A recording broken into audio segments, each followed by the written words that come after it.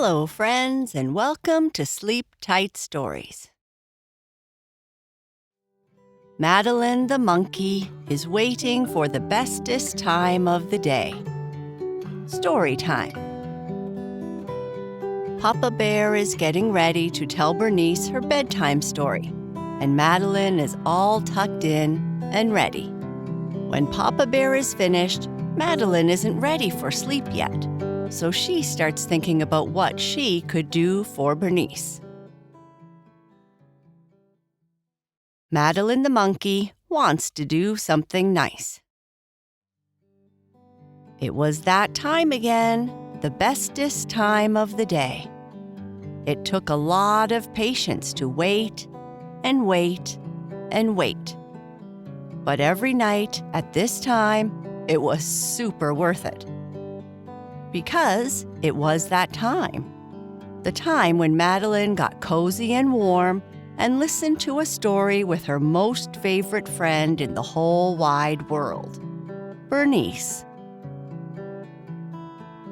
During the day, Madeline would swing, jump, and run around the house, but not too loudly because she didn't want to disturb Papa Bear. This was fun. The house she lived in was nice, with many places to jump and swing from, and it was always warm, even when the ground was covered in pretty white snow. But it was nighttime that Madeline truly lived for. Madeline was a stuffed monkey and was one of Bernice's most trusted bedtime friends. At least, that's what Bernice told them. And of course, Madeline believed her.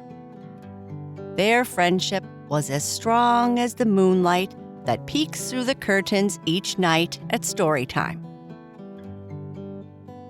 Bernice had great taste, as her room was full of soft pillows and fluffy blankets that enveloped the room. Sometimes, Madeline loved to bounce off or lay on them to have a super comfy nap. The walls were full of colorful posters of jungles, enchanted castles, dinosaurs, science stuff, and faraway galaxies, helping to fuel Madeline's imagination as she cuddled close to Bernice. There was also lots of science stuff on Bernice's large desk.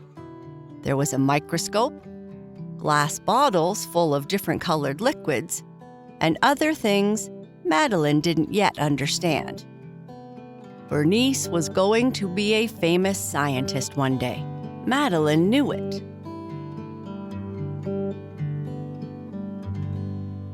It was that time. The time she heard Bernice say, "It's that time, Papa," and for Papa Bear to say, "And what time is that, little bear?" The conversation always ended the same, with Papa Bear telling a story. Now the lights were being turned down low, and Papa Bear came to the side of Bernice's bed. Sometimes he sits on the floor, sometimes in a chair, or even on the side of the bed. Madeline was getting super excited because she knew another super adventure with Boo Boo, Kai Kai, or so many other stories would unfold. Squeezed tight against Bernice, she listens.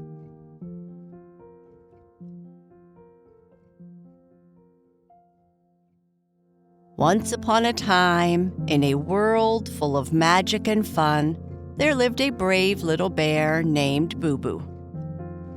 She lived in a large castle at the edge of a mystical forest. In this forest were unicorns, fairies, gnomes, and all manner of insects, birds, and animals. It was a wonderful place. Her best friend was a young dragon called Kai Kai, and they liked to play as much as they could. The kingdom they lived in was full of people who lived in the meadows, those who lived in the hills, and those who lived in the forest. and they all lived in harmony. On this day, Boo Boo and Kai Kai were walking back through the mystical forest after listening to Bixie's story about the old academy. Bixie's stories are always interesting, Boo Boo said, trying to keep up with Kai Kai's huge steps. I appreciate his storytelling and our extra classes with him, but I would like to hear more exciting stories. Something with fast dragons, or giant sea monsters from the fishing villages, or maybe a chocolate tree that was growing out of control until a large dragon came and ate its branches, Kai Kai said. Let me guess who that dragon eating the chocolate tree would be, Boo Boo said with a laugh.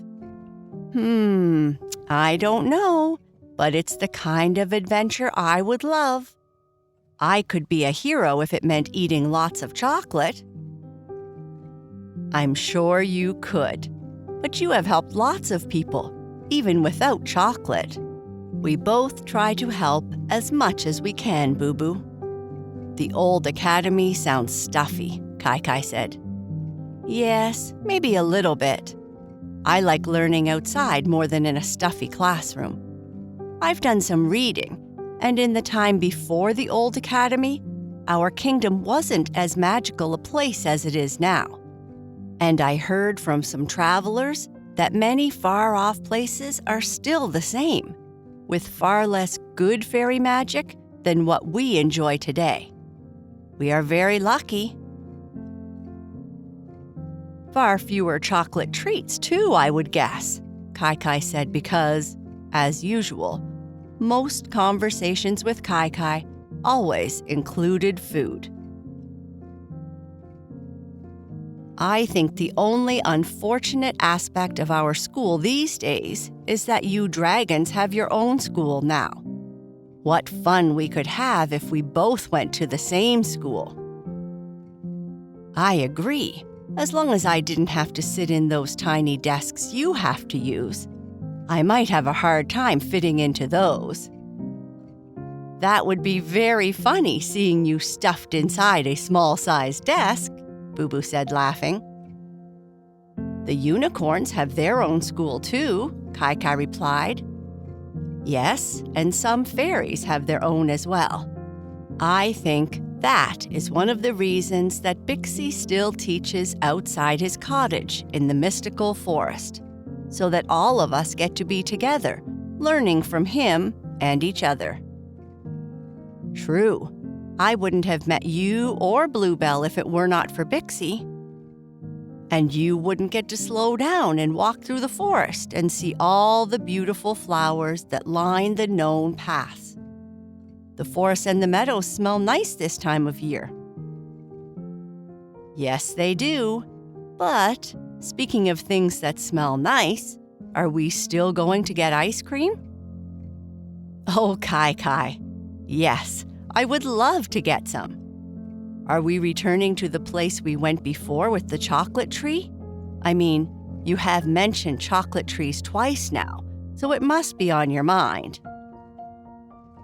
Yes, let's visit Cocoa Fairy again. It's one of my favorite places, Kai Kai said, as they came to a clearing in the forest full of blue, purple, and pink flowers. Cocoa Fairy it is. I don't suppose we could fly there. It's a long walk, I think, Boo Boo said with a smirk. That's a great idea. Hop on. Kai Kai spread his wings, took to the air with Boo Boo on his back, and they flew off to have ice cream at their favorite treats shop, the Cocoa Fairy. Madeline watched with one eye closed so that Papa Bear wouldn't know she was still awake as he tucked her, Twigga, Wolfie, and Bernice tight under the covers. He gave each and every one a kiss on the forehead, said goodnight, and turned out the light as he left the room. Bernice was fast asleep,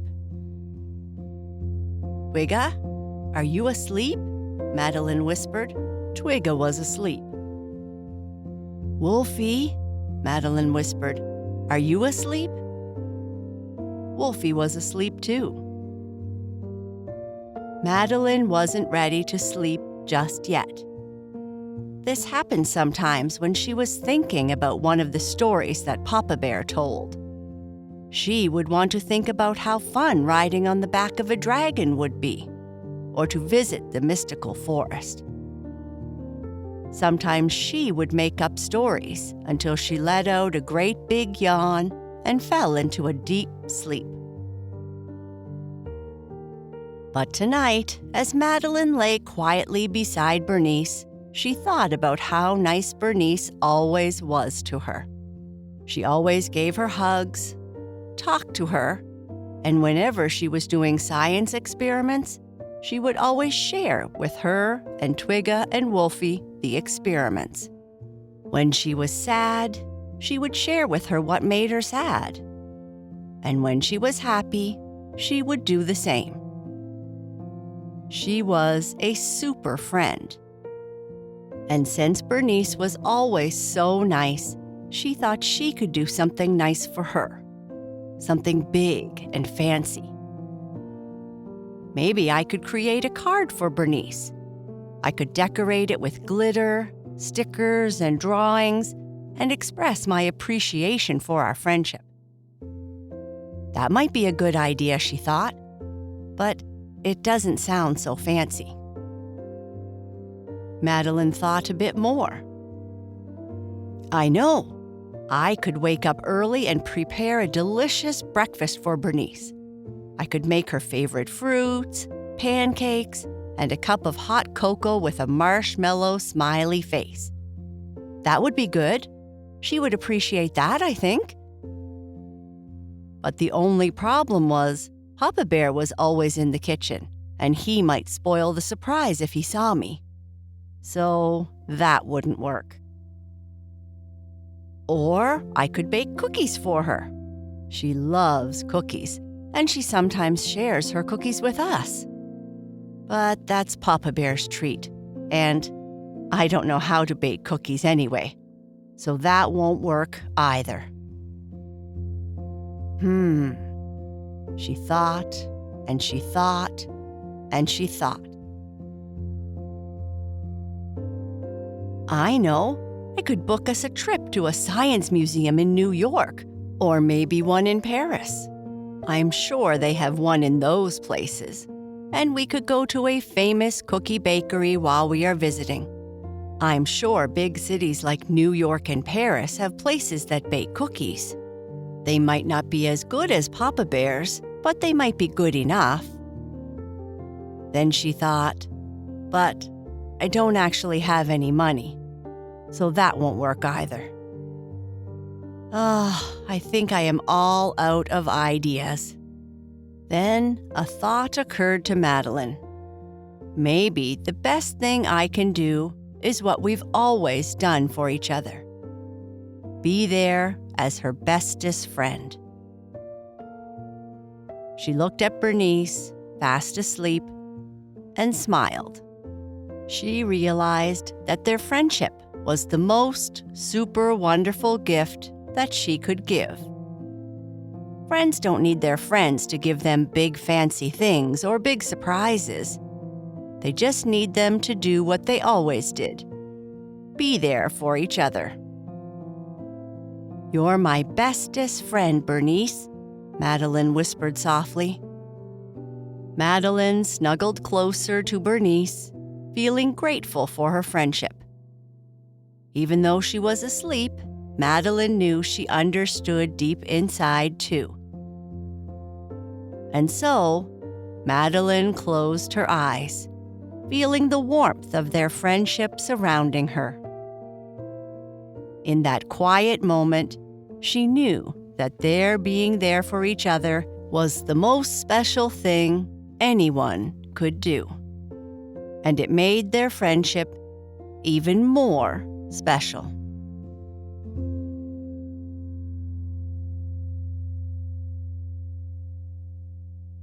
And that is the end of this story. Good night. Sleep tight.